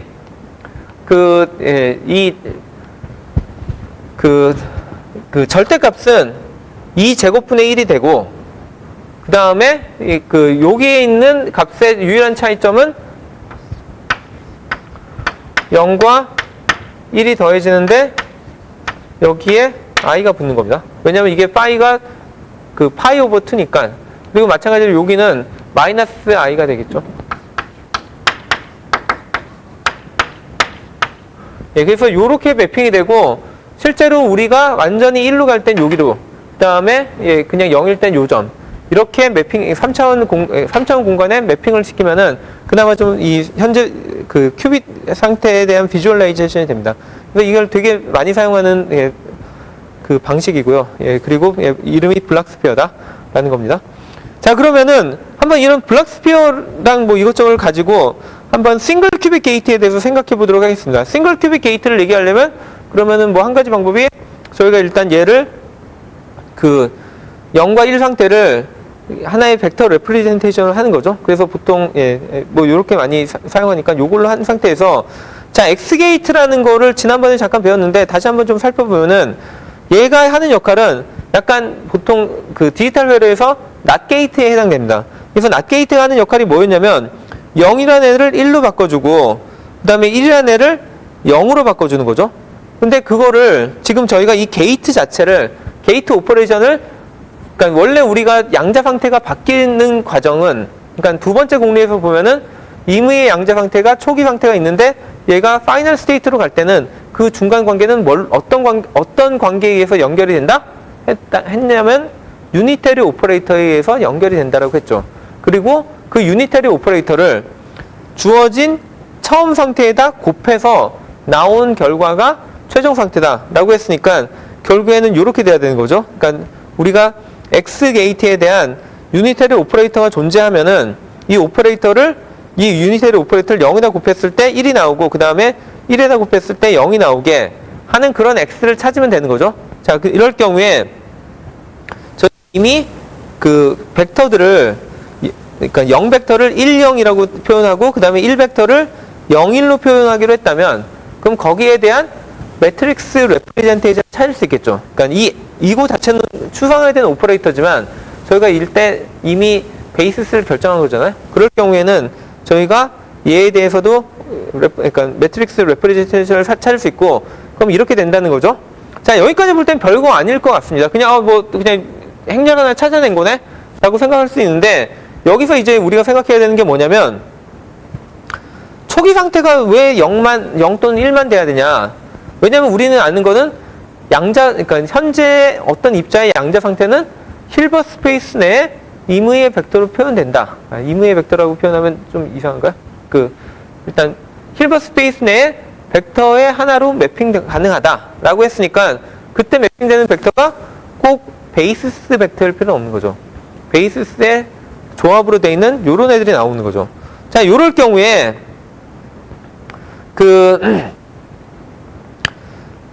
그러니까 만약에 요렇게 돼 있을 경우에 저희가 이거를 그냥 그 행렬과 벡터의 곱으로 생각한다면 그럼 우리는 이 행렬 자체가 그러니까 이 행렬 아니면 이 오퍼레이터가 리니어 오퍼레이터인 걸 알고 그러니까 유니터리 오퍼레이터인 걸 알기 때문에 그러니까 리니어 오퍼레이터인 걸 알기 때문에 실제로 얘는 얘한테 나눠주고 얘한테 따로 나눠지겠죠.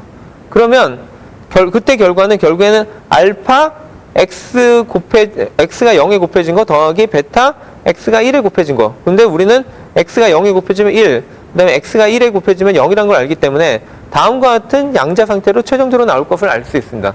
그래서 만약에 그러니까 저희가 이거를 그래서 회로로 보통 어떻게 그리냐면 현재 상태, 그러니까 시작 상태, 그러니까 초기 상태를 이렇게 나타내면은 그러면 다음과 같이 게이트를 얘는 싱글 큐빗에 작동하는 게이트이기 때문에 다음과 같이 한 줄을 지나면서 얘가 작동하면은 이렇게 표현을 하고 그럼 최종적으로 결과는 이렇게 된다라고 말할 수 있다는 겁니다. 자, 이게 이제 첫 번째 그 게이트를 나타내는 그 표현이고요. 그 다음에 두 번째가 뭐냐면 아주 재밌게도 제가 지금 여기서는 싱글 큐빅 게이트 중에 X 게이트만 얘기했는데 임의의 싱글 큐빅 게이트는 항상 블락 스피어 내에서 어떤 축을 중심으로 로테이션 하는 거에 해당된다 라는 게 주어진 사실입니다. 그래서 뭐 지금 보면은 이게 정확하게 잘 감이 안 올 텐데 한번 제가 그 예를 들어보면은 자, 제가 뭐라고 했냐면 유니터리 오퍼레이션이라고 했죠. 근데 유니터리 오퍼레이션을 유니터리 오퍼레이션에 아니면 유니터리 매트릭스 아니면은 유니터리 매트릭스의 리얼 버전이 오소고날 매트릭스죠. 오소고날 매트릭스의 제일 중요한 성질이 뭐였죠? 벡터의 크기를 보존한다. 그러니까 임의의 벡터가 주어졌을 때 걔한테 오소고날 매트릭스를 곱해봤자 여전히 그 크기, 그러니까 벡터의 길이 자체가 변하지 않는다. 그게 아주 오소고날 매트릭스의 중요한 성질이었죠. 그 성질을 그대로 생각해 보면은 그게 뭐에 해당되냐면 이게 임의의 현재 양자 상태는 요 스피어 위에 한 점에 해당되잖아요. 그리고 스피어 위에 한 점에 해당된다는 거는 중심으로부터의 거리가 일정하다는 거죠. 그러니까 보통 유니스피어일 테니까 얘가 거리가 1인데 유니터리 오퍼레이션을 해주는 순간 얘가 어딘가 여기 있는 스피어상의 어디 다른 점으로 가겠죠. 왜냐하면 유니터리 오퍼레이션은 길이를 보존한다고 했으니까 0에서부터 떨어져 있는 길이가 1인 애들은 다 이 스피어상이 스피어의 서피스에 있어야 되는 거죠. 그렇기 때문에 그 유니터리 오퍼레이션은 사실 여기 있는 어떤 특정한 점을 다른 점으로 보내는 거에 해당되는데, 근데 재밌게도 그게 요 점으로 한 점으로 보내는 게 아니라 이걸 아예 로테이션을 이렇게 하든지 아니면 이렇게 하든지 어떤 축을 중심으로 로테이션을 하는 거에 항상 해당된다는 겁니다. 그러면 지금 여기 보면은 X 게이트가 그거랑 상관없이 얘는 지금 보면은 0을 1로 보내고 1을 0으로 보내는데, 그러면 얘가 어떤 로테이션에 해당되냐 헷갈릴 수가 있는데, 한번 생각을 해보면 되죠. 자, 예를 들어서, 자, 일단 요게 여기로 가고 요게 여기로 갔으니까 얘는 어떤 축을 예를 들면 요 XY 평면에 있는 어떤 축을 중심으로 해도 요렇게 돌려도 되고 요렇게 돌려도 되고, 항상 얘는 요렇게 가든 아니면 요렇게 뒤집히든 간에 0은 1은 0으로 가는데, 그것만 가지고는 충분한 정보가 안 되고, 예를 들면 얘로 시작했다. 제가 여기 있는 점으로 시작했다 하면은, 자, 그러면은 여기 있는 그러니까 여기 있는 스테이트가 0 플러스 1 이거니까 얘한테 제가 X 게이트를 통과시킨다. 그럼 어떻게 될까요? 자, 우리가 아는 게 0은 1이 되고 그 다음에 1은 0이 되는 애니까 얘가 어떻게 되냐면 자기 자신에서 자기 자신을 돌아왔죠.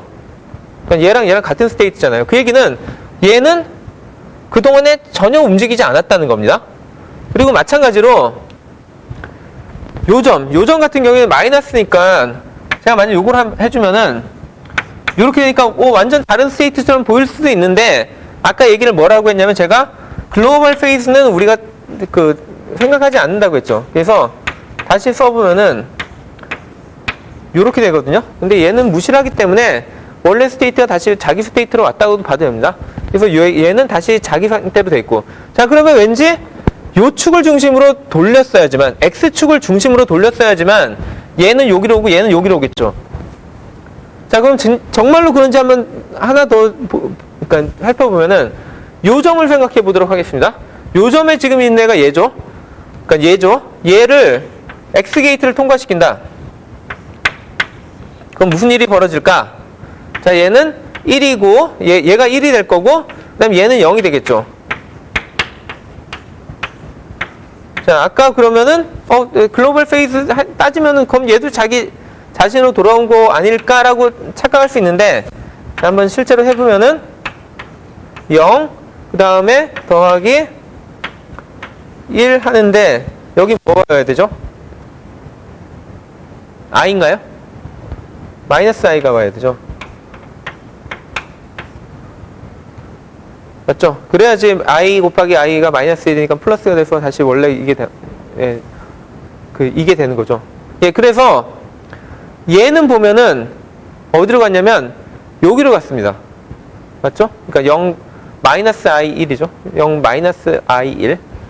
자, 그래서 얘는 여기로 갔고 얘네들은 자기 자신으로 돌아왔고 얘네들끼리는 바뀌었고, 그러면은 x축으로 180도 돌았다는 게 보이죠. 그래서 얘를 저희는 X게이트라고 부릅니다. X게이트라는 이름이 그냥 무작정 나온 게 아니라 실제로 이렇게 물리적인 매핑을 통해 가지고 X라는 표현이 나왔고요. 그러면 Z게이트가 어떻게 생겼는지 한번 보면은, 자, Z게이트는 해주는 일이 뭐냐면 얘는 약간 좀 그렇게 그러니까 특별해 보이지 않는데,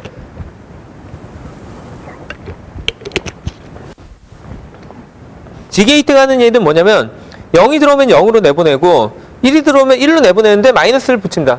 근데 지난번에 얘기했듯이 글로벌 페이스 무시한다는데 그럼 이게 무슨 의미가 있냐 생각할 수 있는데, 문제는 뭐냐면 저희가 입력으로 들어오는 게 항상 0 또는 1만 들어오는 게 아니잖아요. 0하고 1의 중첩이 들어왔다면 얘는 완전히 다른 얘기가 되는 거죠. 자, 얘가 만약에 0 더하기 1이 들어왔다. 그러면 얘가 Z게이트를 통과하면은 얘가 뭐가 되냐면 0 스퀘어 루트 그 다음에 1 하는데 1이 마이너스 1이 된다고 했으니까 얘가 이게 됩니다. 이거랑 이 스테이트가 같나요?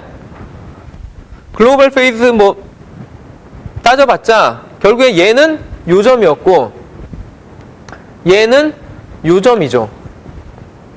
자, 그러면 Z 게이트에서는 얘는 여기로 갔어요. 그러면 0은 어디로 갔냐면 0은 0으로 가고 1은 마이너스 1로 가지만 마이너스 1이나 1이나 걔는 글로벌 페이스로 따지면 같은 애잖아요. 그러니까 얘는 얘, 얘는 얘, 근데 얘는 얘로 갔어요. 그럼 얘는 뭐 어떻게 로테이션 했다고 보는 게 맞냐면 Z축을 중심으로 180도 돌리면은 그러면 얘가 여기로 가고 얘는 자기 자리에 있고 아마 얘도 이렇게 바뀌었죠. 확인해 보시기 바랍니다. 그래서 실제로 그렇게 되고 그래서 쟤를 Z게이트라 부르고요. 마지막으로 많이 사용되는 게 또 Y게이트인데 Y게이트는 사실 이거 노테이션에 따라서 어떤 사람들은 I를 붙이기도 하고 아니기도 하는데 2차에서는 I를 붙여가지고 저도 일단 이걸 따랐고요. 예. Y게이트도 마찬가지로 이런 식으로 방금 전처럼 따져보면은 실제로 예, 다음 같은 결과로 바뀌게 됩니다. 그러니까 예를 들면 0과 1 이런 식으로 들었을 때 자, 이거는 각자 확인해보고 이게 정말로 Y축을 중심으로 도는지 확인해 보시기 바랍니다. 자, 그 다음에 싱글 큐빅 게이트에 아주 많이 사용되는 게이트 중에 하나가 뭐냐면 하다마트 게이트라는 겁니다. 하다마트 게이트는 다음과 같이 정의가 되어 있습니다. 0이 들어오면 0 또는 1로 가는 게 아니라 0과 1의 중첩인데 이렇게 합쳐진, 그러니까 더하기 중첩으로 가고요. 1이 들어오면은 0-1에 빼기 중첩으로 가게 됩니다. 자, 그러면 제가 아까 하다마트 게이트, 그러니까 아까 저기 양자 상태 측정할 때 이거 페이즈 어떻게 측정하냐 얘기하면서 하다마트 게이트를 쓰면 된다라고 얘기했는데 이게 무슨 말인지 한번 생각해보면 다음과 같습니다. 자, 만약에 약간 직관적으로 아까 이거를 여전히 다이아고널에 그러니까 이 평광에 대해서 생각하면 꽤 이해가 쉬울 수도 있는데 자, 제가 아까 질문이 뭐였냐면 그러니까 우리가 0 플러스 1과 0-1을 어떻게 구별하겠냐. 얘를 실험적으로 구별하려면 제가 여기다가 그러니까 이런 양자 상태를 만들어 놓은 다음에 노멀라이즈는 좀 뺐는데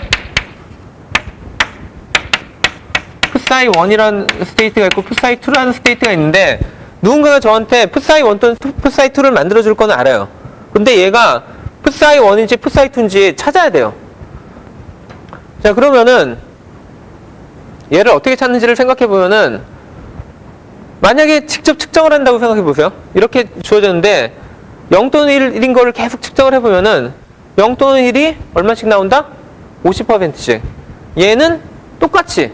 그럼 두 개 구분이 안 되잖아요. 근데 저보고 이걸 두 가지를 구분하라고 하거든요. 근데 어떻게 구분할까요? 얘들이 구분이 가능한 걸까요?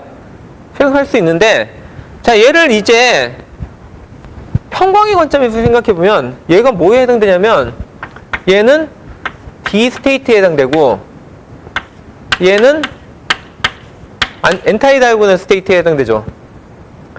그럼 우리는 평광은 분명히 두 가지를 구분할 수 있잖아요. 근데 왜 얘는 구분이 안 될 것처럼 보이죠? 자, 우리가 문제는 뭐냐면 생각을 자꾸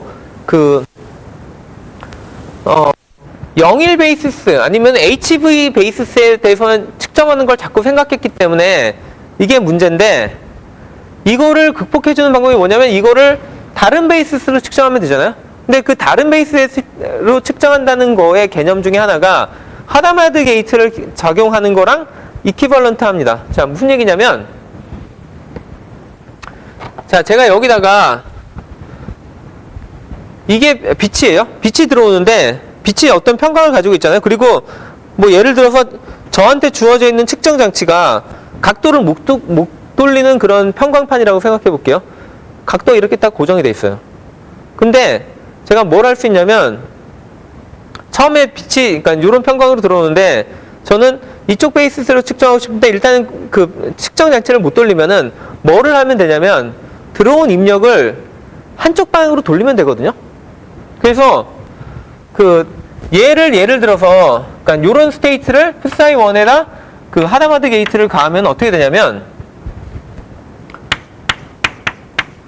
자, 아까 뭐라고 했냐면 하다마드 게이트는 0을 0 플러스 1로 매핑을 하고 그 다음에 1을 0 마이너스 1로 매핑을 한다고 했죠.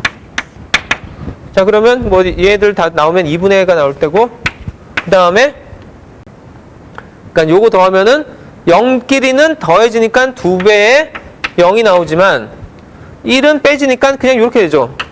그래서 하다마드 게이트를 가해주면은 얘는 0이 됐습니다. 그거에 비해서 하다마드 게이트를 풋사이 1에다, 풋사이 2에다 가해주면은 어떻게 되냐면 다 똑같고 다 똑같은데 여기만 마이너스 되죠. 여기만 마이너스 됐다는 얘기는 계산을 해보면은 어떻게 되냐면 0, 마이너스 0이 되니까 0은 더 이상 안 나오고 1, 마이너스니까 플러스가 되겠죠. 그래서 2, 1이 되기 때문에 얘는 1이 나오거든요. 자, 그래서 하다마드 게이트를 그 앞에다 먼저 가해준다는 거는 마치 얘를 측정의 베이시스를 돌린 거, 45도 돌린 거랑 똑같은 효과입니다. 자, 그러면은 저거를 딱 돌림으로 해서 완전히 측정 결과가 다르게 나올 거 아니에요. 그러니까 측정 장치는 우리가 바꾸지 않았어요. 측정 장치는 계속 0 또는 1만 측정하고 있는데 제가 들어온 애를 이렇게 0과 1의 중첩이 들어오니까 이거를 그냥 넣으면은 분명히 페이즈에 대한 정보가 전혀 안 나올 걸 알고 있으면은 아니면 제일 먼저 측정하는 게 얘네들이 그 앰플리튜드, 그러니까 보통은 그래서 이 크기를, 그러니까 절대값, 그러니까 코에피션트의 절대값의 크기를 보통은 앰플리튜드라고 많이 부르고 그 앰플리튜드에 대한 값은 저희가 0일 베이시스로 그냥 막 측정하면 측정이 되겠죠. 0이 얼만큼, 1이 얼만큼. 근데 절대값만 준 거고 그럼 얘네들 간에 상대적인 페이스가 얼마나 차이 나는지 그거에 해당되는 정보가 파인 거죠. 그 파이에 대한 정보를 얻고 싶으면은 그때는 그냥 보내는 게 아니라 중간에 하다마드 게이트를 딱 가합니다. 하다마드 게이트를 가하면은 이와 같이 플러스일 때랑 마이너스일 때가 완전히 다른 매핑 값으로 나오겠죠. 자, 제가 지금 이거는 아주, 그러니까 두 개가 그러니까 유니폼, 그러니까 같은 양만큼의 중첩이 된 경우를 보여줬는데 숙제로는 이거가 임의의 다른 비중으로 더해져 있는 큐빗에 대해서도 똑같이 할 수 있다라는 걸 보이도록 하도록 하겠습니다. 그걸 한번 풀어보시도록 하는 게 좋을 것 같습니다.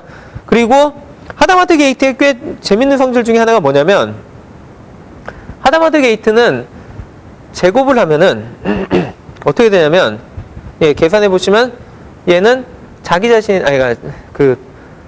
아이덴티티 그냥 오케이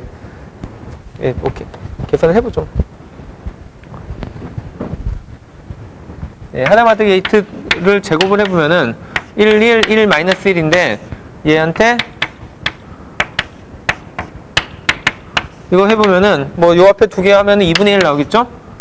그리고 뭐 요렇게 하면 2 그 다음에 요거 두 개 곱하면은 1 마이너스 1이니까 0 나오고 1 마이너스 1이니까 0 나오고 1 더하기 1이 되는 거죠. 그래서 이렇게 되니까 얘는 1이 되는 거죠. 그래서 얘는 아이덴티티가 나오는데 그 얘기는 뭐냐면 하다마드 게이트를 두 번 가하면은 원래 자기 자신의 스테이트가 나와야 된다는 겁니다. 제가 이 얘기를 왜 하냐면 제가 앞에서 싱글 큐빅 게이트는 블락 스피어 상에서 뭐에 해당된다고 했냐면 회전에 해당된다고 했죠. 자, 그러면은 지금 볼 때 무슨 일이 벌어졌냐면 하다마드 게이트는 0이 주어지면은 0 플러스 1이 되거든요. 자, 0에서 시작하면은 0 플러스 1이 되고 그 다음에 1에서 시작되면은 0 마이너스 1로 간다고 했죠. 자, 그 얘기는 왠지 얘가 여기로 오고 얘가 여기로 오니까 이거 아마 Y축을 중심으로 90도 정도 돌리는 건가? 착각할 수 있는데 그럴까요?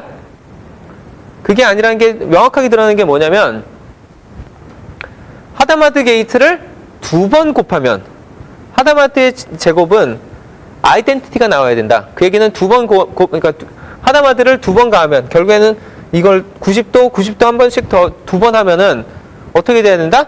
원래 시작하는 애가 자기 자신으로 돌아와야 된다는 거죠. 하지만 만약에 하다마드를 한 번, 두 번, 그러니까 만약에 Y축이었다고 하면 한 번, 두 번 하면은 0이 1이 되고 1이 0이 되거든요. 그럼 그거는 아이덴티티 오퍼레이터가 아니죠. 그래서 자세히 따져보면은 하다마드 게이트는 Y축을 중심으로 돌리는 게 아니라 이 Z축이랑 X축 사이에 45도짜리 축이 하나 있겠죠? 그 축을 중심으로 돌리는 겁니다. 이렇게. 자, 그러면은 여기 있는 애가 한 번은 여기였다가 한 번 더 하면 다시 자기로 가고, 얘도 한 번 여기로 갔다가 다시 한 번 더 하면 이렇게 가겠죠. 그리고 실제로 뭐 여기 있는 애를 가해보면 얘가 여기로 가고, 예, 이렇게 계속 되겠죠. 그래서 한번 확인해 보시기 바랍니다. 예, 오늘은 예, 여기까지 하겠습니다.